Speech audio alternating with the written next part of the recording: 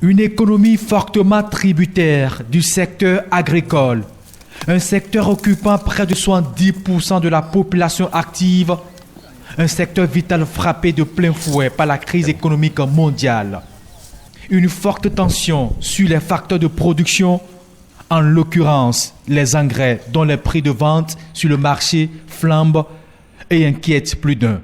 En l'espace de 2-3 mois, les prix ont grimpé du simple au quintuple.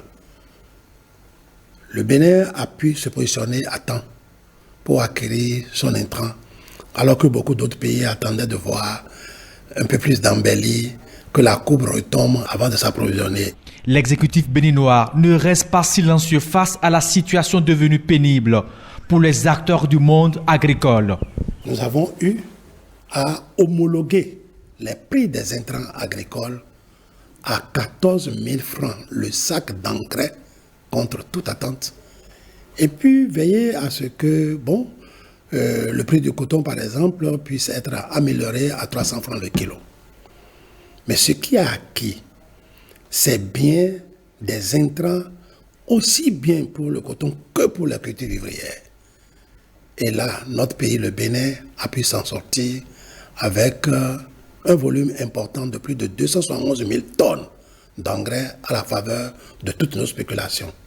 Un effort combiné des secteurs publics et privés, renoncer à des bénéfices pour sauver le secteur, éviter la crise alimentaire aux populations béninoises et même au-delà.